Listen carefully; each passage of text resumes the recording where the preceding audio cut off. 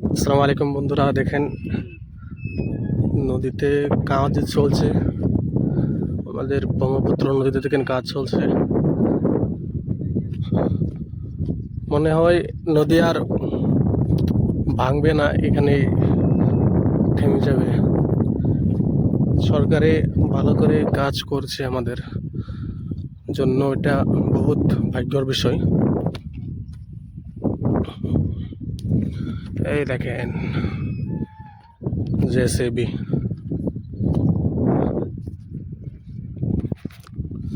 তো এখানে ভালোই কাজ চলছে। দেখেন পুরো এরিয়াটা দেখেন, নদীর সাইডের দিকে পুরো বস্তা লাগিয়ে দিয়েছে।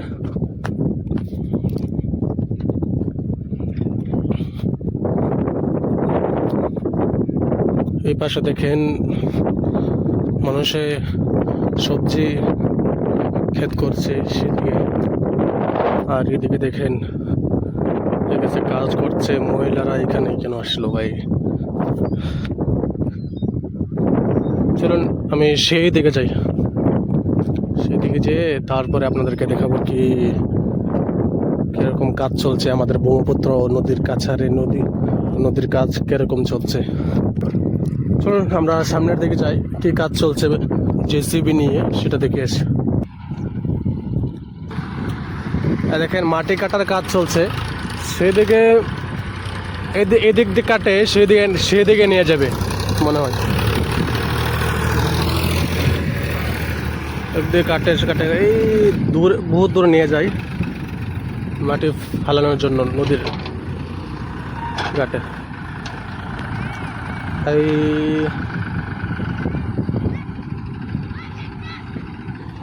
এখান থেকে যেতে পারবো তো না? যেতাম আয়ন। দেখেন আমরা চরে এসে গেলাম। কোথায় এসে গেলাম ভাই এটা? দেখেন দেখেন দেখেন,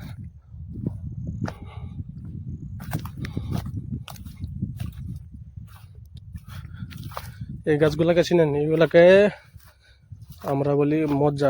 এটাতে ঘর বানানো যায় এটাতে। দেখেন মানুষ এটাকে এখানে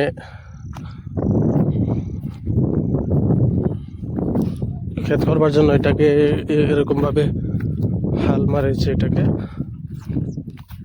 তো আমরা সেই নদীর দিকে যাব, কিন্তু যাওয়ার রাস্তাটাই পাচ্ছি না, কোন দিকে যাব। চলেন রাস্তাটা খুঁজে নেওয়া যাক এদিকে। ও গড, অনেক ধুলি কেন বুঝেছেন? এইগুলা যদি একটি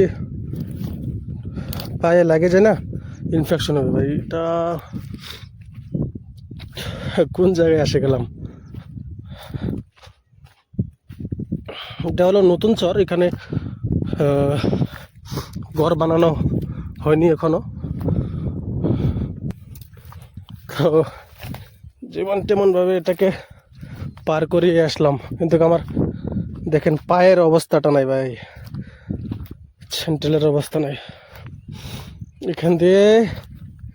এখান দিয়ে আর একটি বিশাল বড় নদী দেখেন। এটাও মেন নদী না, এটা হলো ধরেন নদীর যেটা নালা হয় সেই নালা এটা। তো তারা বহু দূরে আছে, দেখেন দেখেন কত দূরে। এখান থেকে একটি মানুষ পড়ে গেলে বাঁচবে কিনে জানি না ভাই। দেখেন কত উঁচুতে। দেখেন এখান দিয়ে কত সুন্দর ভিউ একটা যাচ্ছে না সূর্যের জন্য। দেখেন তারা কোথায়। মানে শিলচরে কয়েকটি ঘর আছে, দেখেন এখানে কয়েকটি ঘর আছে। সে একটা এখান দিয়ে আছে কয়েকটি, দেখেন।